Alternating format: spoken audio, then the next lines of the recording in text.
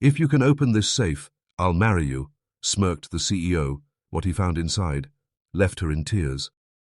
A cold-hearted CEO mocked a janitor, daring him to open an impossible safe, her late father's final puzzle that the world's best engineers had already failed to solve. She thought it was a joke. But when the janitor placed his ear against the steel, secrets long buried began to stir. Secrets that tied her empire to his tragic past. What he unlocked would shatter her power, reveal her family's darkest sins, and change both of their lives forever. Stay with me, because this is not just a story about a safe. It's about love rising from ashes and a truth no one saw coming. Selene Carroway's office was a fortress of power, a place designed not for comfort but for dominance. The walls were bare, sleek plains of glass and concrete that reflected the city's restless pulse below. Each detail of the room spoke of control. No clutter, no warmth, only sharp edges and precision. The skyline stretched endlessly, but Selene sat unmoved, as though the chaos of the world beneath her could never touch her.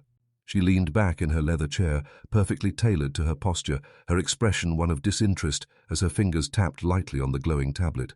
The faint hum of incoming notifications illuminated her cheekbones, giving her an aura of detachment. Her voice sliced through the sterile quiet. "If you think you can open it, then prove it. Otherwise, leave." The words landed cold, unyielding, dismissive, as if to test not just skill, but existence itself. She did not bother to look up. To her, challenges were routine, commands were instinct, and people either delivered or vanished. But against the far wall stood the one thing that had refused her will. A massive antique safe, built like a beast from another century. Its steel ribs bore dents and scratches, signs of fail. It attempts by men with tools and titles far more impressive than a janitor's mop. Its brass dials glimmered faintly under the office lights, mocking her wealth and her pride. This safe was no ordinary heirloom. It was her late father's enigma, the puzzle he left behind when he departed both his empire and this world.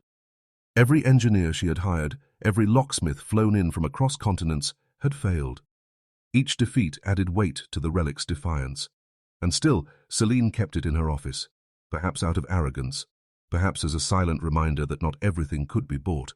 Across the polished floor, Rowan Hale paused his sweeping. He was unremarkable at first glance, a janitor in a grey uniform, shoulders broad but stooped from labor, hands worn from years of quiet toil. Yet there was something in his stillness, in the way he stood now, that carried more gravity than the buzzing city below. His eyes lifted to hers, steady, dark, unflinching. For a moment time stretched thin between them. A silent current crackled in the sterile air, though neither moved. Selene finally lowered the tablet, her gaze cutting into him. She expected deference, a nod, an apology for daring to meet her eyes. But Rowan did not bow. He simply looked back, calm as stone. The safe loomed between them like a third presence, its silence daring them both. Her lips curled into something between irritation and challenge. "Well?" she said again, her tone like a knife sharpened to draw blood. She was daring him, taunting him, as if his very existence offended her. Rowan's jaw tightened, but he did not speak. The rhythm of the city far below seemed to fade, leaving only the tension in that room, heavy and unbreakable. The office itself seemed to lean into the moment, the walls of glass gleaming, the floor polished to a cold shine, the hum of electronics filling the silence like a muted drum, beat. Selena tapped her nails against the desk, each sound deliberate, calculated, pressing him to break. And yet he stood unmoving, his mop forgotten at his side. Selene narrowed her eyes. Was this janitor so foolish as to defy her, or was there something more behind that silence? She had dealt with men who begged, pleaded, grovelled, but this quiet defiance was different, unsettling. For a fleeting instant, she felt the sharp edge of curiosity pierce through her arrogance, though she smothered it quickly with another glare. "Answer me," she demanded, her voice cracking the air like a whip. Rowan's gaze flicked from her face to the ancient safe and back again. His expression did not falter. Instead, a faint, unreadable shadow passed across it, something Selene couldn't quite place. The relic loomed taller, its brass dial glimmering faintly as if daring someone, anyone, to reach for it. Selene's pulse quickened despite herself, irritation mixing with a strange anticipation. The room felt suddenly smaller, as though the walls themselves were leaning closer, listening, waiting, For a moment, Selene thought she saw his hand twitch, an instinctive move toward the safe before he caught himself, or had she imagined it? Her voice dropped lower, each word thick with disdain. "You're just the janitor. Don't tell me you actually think you can do what the best of the best could not." The words hung heavy, and yet Rowan's stillness remained unbroken. Selene straightened in her chair, fire sparking in her eyes. She hadn't expected silence to feel so dangerous. Something in the air had shifted. The challenge she had thrown so carelessly now lingered like a storm cloud, one she couldn't quite control. And then, in the hush that followed, Rowan finally drew a breath. Slow, deliberate, steady. Her heartbeat quickened as she realized he might actually answer. Would he walk away and remain invisible? Or would he rise and shatter everything she thought she knew about him? The weight of that choice pressed down on the room, suffocating, demanding. Selene's hand tightened on the tablet, her knuckles pale. She leaned forward, every trace of her earlier dismissal gone, as though her own words had lured her into a trap she hadn't expected. And then, Rowan shifted his stance, his shadow stretching long across the polished floor. The unspoken answer trembled on the edge of the air, sharp as the click of a lock waiting to yield. The air between them tightened, Rowan's shadow long across the polished floor as he finally shifted his stance. For a moment, Selene thought he might retreat, vanish back into invisibility, but then his voice broke the silence. Calm, steady, yet edged with something unfamiliar. "A lock like that doesn't yield to arrogance, Ms. Carroway. It opens to patience." Selene blinked, her breath catching before irritation surged to mask her surprise. How dare a janitor of all people lecture her in her own office? Her eyebrow arched, her lips twisting into a sharp line of disdain. Still, there was something in his tone, something she couldn't quite dismiss. "Patience?" she repeated, almost scoffing. "Is that the wisdom you've gathered from cleaning floors?" Her words were meant to wound, to put him back in place. But the calmness in Rowan's eyes refused to bend under her mockery. Her fingers tightened around the tablet, and she waved him off with a humorless laugh, each note hollow and brittle. She told herself she wasn't unsettled, but the echo of his words lingered like a splinter she couldn't pull out. Rowan did not respond. He lowered his gaze, retrieved the mop he had abandoned, and returned to his work with quiet precision. Yet the weight of his statement lingered, humming in the corners of the office like an aftershock. Selene's focus returned to her tablet, but her thoughts betrayed her. "It opens to patience." The phrase clawed its way through her concentration, refusing to be silenced. Hours later, when the office was fit in, nearly empty, and the building's towering glass walls had gone dark against the midnight sky, Rowan lingered. The echo of Selene's challenge remained in his chest, heavy, insistent, impossible to ignore. He set aside his tools of labor, the mop, the bucket, the cloth, and approached the safe with deliberate steps. Its steel surface gleamed faintly in the half-light, a cold monument to secrets buried. Rowan placed his palm against it, feeling the chill seep into his skin. For a long moment he stood motionless, breathing slowly, allowing silence to wrap around him like an old, familiar coat. Closing his eyes, he leaned his forehead lightly against the unyielding door, as if bowing his head to an altar. And in that stillness, a memory stirred. Soft at first, then sharper, clearer, until it filled him. Ilara's voice. "Every lock has a heartbeat," she used to whisper when her hands guided his over blueprints and delicate mechanisms. "If you're still enough, you can hear it." The memory pressed against his chest, bittersweet and piercing. Ilara, with her dark hair falling across her face as she laughed at his clumsy fingers.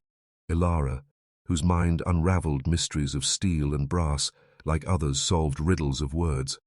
Ilara, whose brilliance burned bright until fire consumed it. Rowan's breath slowed, sinking with the rhythm of the silence. He lowered his ear toward the dial, his calloused fingers resting gently on its edge. The city outside roared with traffic and distant sirens, but within the office it was as though time had folded in on itself. He twisted the dial slowly, each click whispering like a secret too faint for anyone else to hear.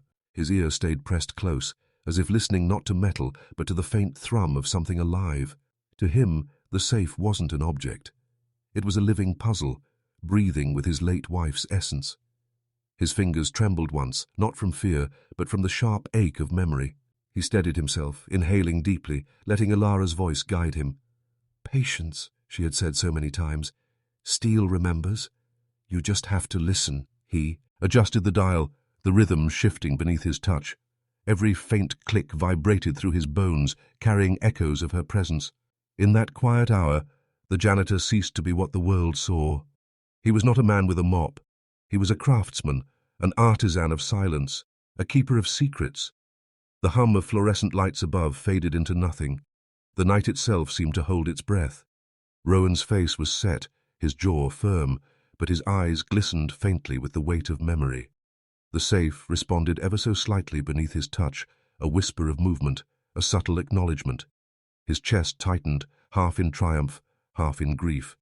He paused, afraid of what would happen if he pushed further. Would the lock yield? Or would it guard Ilara's final secret until the end of time? Rowan's hand lingered on the dial, caught between fear and hope, between loss and discovery. The silence grew deeper, more suffocating. The office seemed to tilt around him, the walls pressing close, the air thick with unseen weight. For the first time in years, he felt Ilara's presence not as memory, but as something alive, hovering, guiding, urging him on. His heart raced, his breath shallow, the sound of the dial filling his ears like a heartbeat. He almost spoke her name aloud, but the word caught in his throat, heavy as stone. His other hand rose, brushing across the steel face of the safe, fingertips tracing grooves as if they were letters written long ago. Then something shifted, a faint, subtle give beneath the mechanism, a sound so small it could be mistaken for imagination.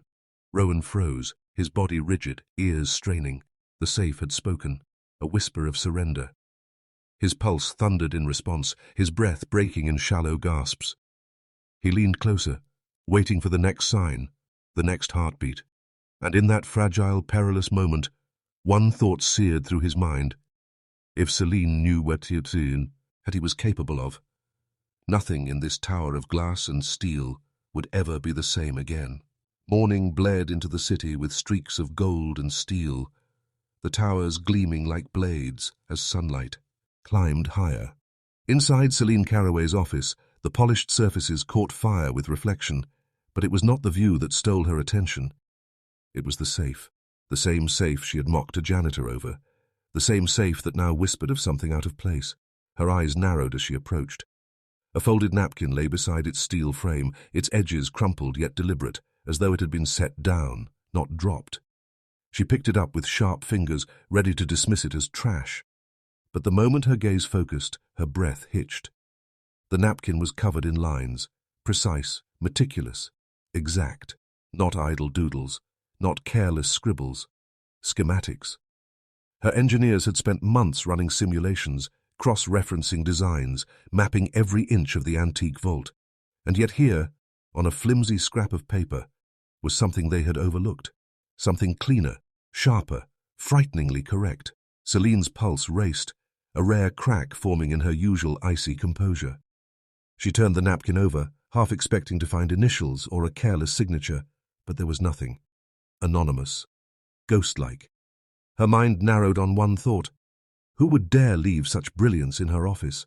The answer should have been obvious, but she shoved it away, unwilling to give weight to the absurd possibility that a janitor could produce this. Still, her instincts gnawed.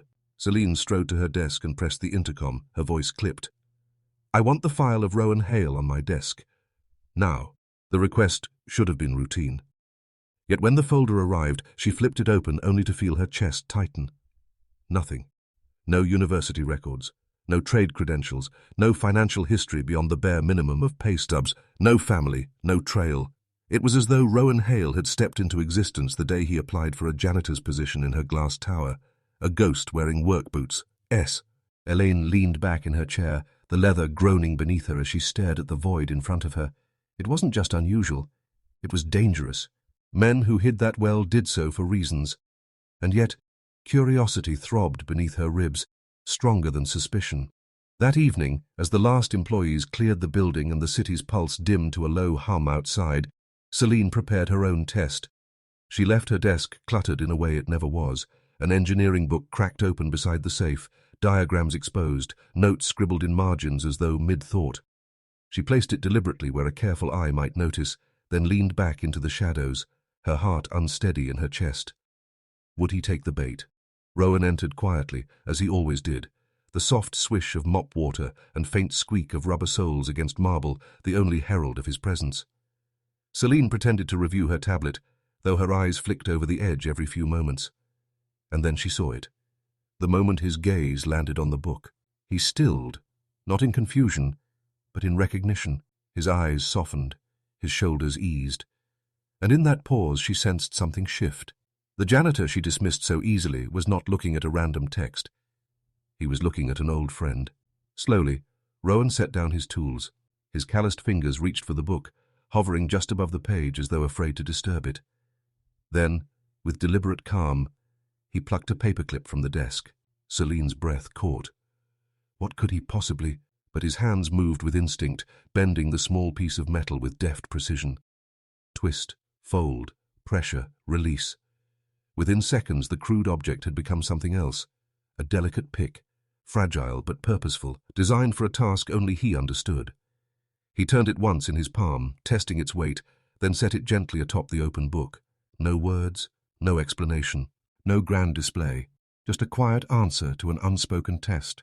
Selene waited until the door clicked behind him before she approached. Her fingers hovered above the tiny tool, hesitant in a way that unnerved her. She picked it up at last, its edges light, almost laughably so. Yet it was heavier than it should have been. Not in weight, but in meaning. A paperclip transformed into a key. A janitor revealed as something more. She stared at the object, her reflection warped in its bent surface, and a strange chill ran through her. Who was this man she had so carelessly dismissed? Her curiosity sharpened into something else entirely, fascination edged with danger, because this wasn't a puzzle she could throw money at, wasn't a problem engineers could solve. This was a human enigma, walking her halls unnoticed, living within her walls like a shadow she had never thought to look at. And as she sat there with the fragile tool cradled in her hand, one thought clawed its way into her mind, unshakable and unnerving. If Rowan Hale carried secrets, then he carried power. And power, when hidden in plain sight, was always the most dangerous weapon of all. Her breath slowed, heavy with anticipation. Tomorrow, she told herself, she would confront him. Tomorrow, she would demand answers. But even as she thought it, she knew the truth. Rowan would not yield easily. And for the first time in her meticulously controlled life, Selene Carroway found herself not in command, but at the mercy of a mystery. The office lights buzzed faintly above, the silence between walls thickening like smoke. Selene traced the bent paperclip between her fingers one last time, the faint imprint biting into her skin. A tool, yes, but also a message, a promise, a warning. And somewhere in the shadows of her gleaming tower, Rowan Hale walked away unseen, carrying with him the knowledge that Selene's curiosity had now crossed the thin, perilous line into obsession. The paperclip lay on Selene's desk that night, its warped shape catching the glow of her desk lamp like a secret trying to reveal itself. He turned it over between her fingers, its fragile metal edges digging lightly into her skin, a reminder of the man who had left it behind. All day she had carried it in her pocket, the weight of it more persistent than the gold watch on her wrist or the diamonds she often wore. But tonight she would no longer sit in silence with questions gnawing at her. Tonight she would confront him. When Rowan entered her office, mop in hand, she did not let him melt into the background as usual. She was standing, waiting, her silhouette framed by the windows and the restless city beyond. The paperclip glinted between her fingers, no longer a piece of bent metal, but a weapon of truth. His eyes landed on it, and for the first time, the calm that cloaked him wavered. "I know," Selene said softly, her voice lower than he expected, stripped of arrogance. She let the pause stretch, heavy, deliberate, before finishing, "I know about Ilara." Rowan froze. His entire body seemed to lock, shoulders rigid, jaw clenched so tightly it looked carved from stone. The name hit him like a blade pulled from nowhere. He didn't speak, but pain flooded his eyes, raw, unguarded, too human to hide. "The engineer who died in the fire," Selene pressed, her words careful, measured. "Your wife." The mop slipped slightly from his grip, the sound of its handle tapping against the floor echoing in the sterile room. Rowan turned away sharply, his broad back to her, as though distance could shield him from the wound she had reopened. "Don't," he muttered, his voice rough, more plea than command. But Selene for once didn't retreat. She stepped closer, her heels soundless on the polished floor. "That's safe," she whispered, her eyes locked on him. She designed it, didn't she? Maybe. Maybe she left it for you. The words sliced through the quiet, sharper than any accusation. Rowan's head lowered, his fists clenched, hung at his sides. He shook his head slowly, refusing, denying, clinging desperately to the silence he had built like armor. Yet his breathing betrayed him, shallow, uneven, as though the air itself carried too much weight. "She didn't leave anything for me," he rasped, voice breaking like glass. "She left ashes." The silence that followed was thick, suffocating. Selene had pierced a scar he had buried so deeply that even he had forgotten how close it lived to the surface. Rowan tried to retreat into the only refuge he knew, his quiet life, his invisibility, the fragile balance he had built for the sake of the only family he had left. His daughter. Her fragile health, her weary eyes, the endless cycle of treatments and bills that dragged at his soul. That was his reality. That was why he endured. But Selene did not let him slip back into the shadows. Her voice softened again, not as a CEO, not as a conqueror, but as a woman daring to show a crack in her own walls. "Rowan," he turned slightly, enough to see the conflict trembling in her face. "I can help her," Selene said, the words tumbling out before she could stop them. "Your daughter. Every treatment, every doctor, for life." The silence that followed was deafening. Rowan's breath caught, his chest rising sharply as if the air had betrayed him. His eyes narrowed, suspicion flaring, but beneath it was something far more fragile. Hope, the kind he had strangled down for years. Selene's hands trembled ever so slightly as she tightened her grip on the paperclip. She wasn't bargaining with money, wasn't flaunting her empire. She was offering salvation. "You don't know what you're asking," Rowan whispered, his voice breaking. "You don't know what it cost to open that safe." Selene stepped closer still, her eyes unwavering. "Then tell me your terms." Rowan's gaze met hers fully now, no longer hiding, no longer cloaked in invisibility. The distance between them shrank, and in the silence, something unspoken surged, a recognition, an acknowledgement, a dangerous bond neither could sever. "My terms," he said finally, his voice steady but edged with steel. Yet his eyes, dark and unflinching, carried something else, something unspoken that lingered in the air like a storm about to break. And in that moment, both of them knew the bargain they were about to make would not just open a safe. It would open every shadow, every secret, every ghost they had tried so hard to bury. The words, "my terms," still lingered between them like smoke refusing to fade. But the air around Selene's office had shifted, heavy with a tension that was no longer rooted only in mistrust, but in inevitability. Rowan's silence had become an agreement of its own, one that pulled them both into a current neither could escape. By the time the city outside had sunk into its midnight hum, the office no longer resembled a place of sterile power. Desks were cleared, lamps burned low, shadows stretched long, and the polished room had transformed into something different, half sanctuary, half battlefield. Selene stood near the great steel safe that had mocked her empire's finest minds, her breath shallow as she watched Rowan move with a quiet, almost reverent focus. He approached the safe like a man approaching a grave, not with greed or arrogance, but with sorrow stitched into every step. His fingers brushed over the cold dials, trembling faintly, yet when he began to work, the tremor melted into precision. Each turn was slow, deliberate, guided not by schematics or blueprints, but by memory, instinct, and something deeper, an echo of Ilara's touch. It was as though the safe itself had a pulse, and Rowan alone knew how to steady his hands to feel it. Selene found herself holding her breath, watching him in silence, her usual sharp commentary replaced by awe. For the first time in years, she felt powerless, but it wasn't frightening. It was humbling. The room filled with soft sounds, the faint scrape of tumblers shifting, the whisper of Rowan's breath as he counted invisible notches, the quiet rustle of Selene's clothing as she leaned closer, drawn in by something she couldn't name. Minutes stretched into what felt like hours, the suspense mounting with every click that wasn't quite enough. Selene's heart beat louder than the ticking clock on the wall, louder than the muffled city sounds below. When Rowan finally stilled, his hand lingering on the dial as though listening to it breathe, the air thickened with anticipation. And then it happened. A deep, resonant click echoed through the office, low, final, absolute. Selene's body jolted as though the sound had cracked her open. Rowan's eyes closed for a moment as though bracing himself before his hands moved to the handle. The safe door groaned on its hinges, the heavy creak slicing through the silence like a dirge. Together they leaned forward, peering into the darkness that had been locked away for so long. Inside lay not piles of riches, not jewels or hidden wealth, but something far more haunting. Files, reports, papers stacked in rigid order, and atop them a single envelope.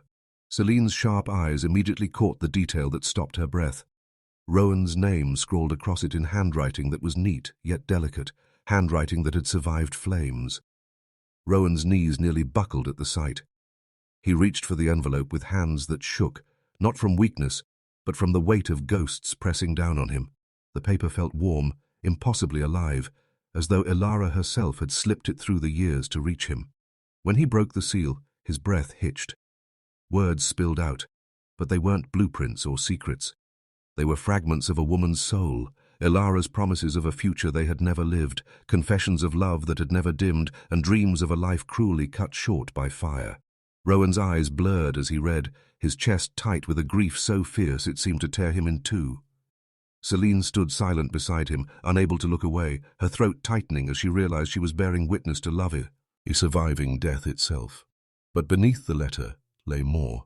Documents, thicker, heavier, tainted with rot. Rowan hesitated before pulling them free, his jaw tightening as he spread them across the desk. The truth unfurled in damning lines of ink, proof of negligence, of warnings ignored, of shortcuts sanctioned. And at the center of it all was Selene's father, the architect of power who had silenced engineers, buried evidence, and left Ilara and many others to burn. The cover-up was all there, bleeding through the pages with undeniable clarity. Selene's breath broke, her knees weak as she saw her family's empire for what it truly was, a monument built not on brilliance, but on bones. She staggered back, her hand pressing against the desk for balance, as Rowan's eyes met hers, haunted, furious, but not surprised. For a moment, silence reigned, heavy with the ruin that had been unearthed. Yet when dawn came, silence no longer protected anyone. Rowan stood before the board, the envelope and documents in hand, his voice steady as he exposed the rot at the Empire's core. Selene stood beside him, no longer a shield for her father's sins, but a witness to the truth. Faces paled, voices cracked, and the mighty corporation trembled. With every page read, with every damning line revealed, the pillars of power crumbled until the Empire could no longer stand. The collapse was swift, merciless. By the end, Selene's father's legacy lay in ruins, his name forever stained, his empire shattered under the weight of justice.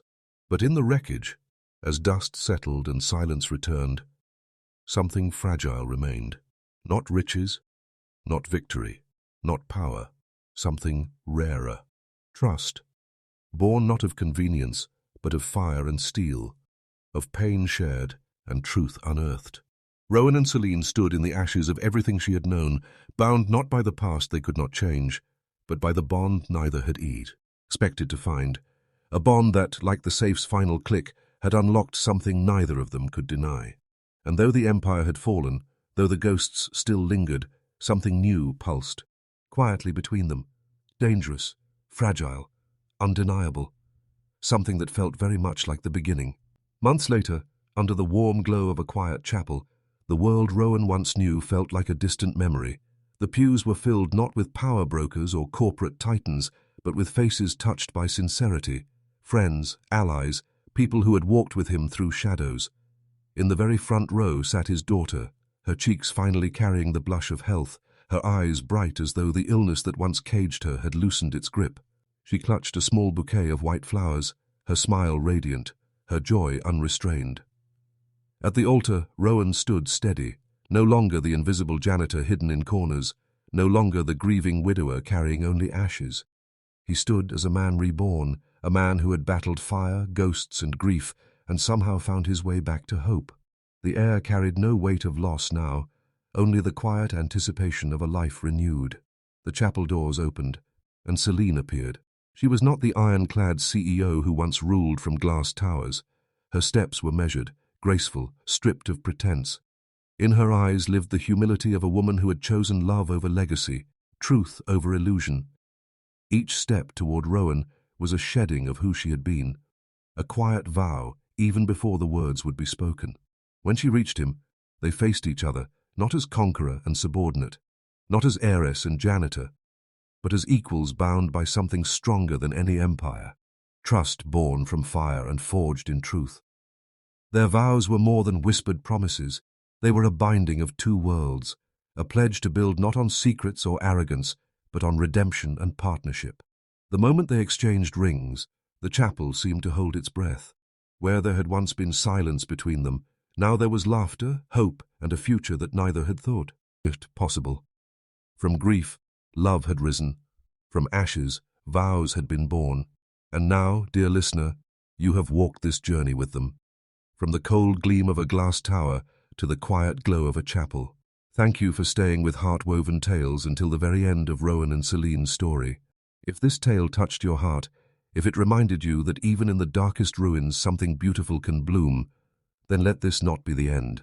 Subscribe to Heart-Woven Tales, where more stories of love, struggle, and redemption await. Because sometimes the most powerful safes to open are not made of steel, but of the human heart.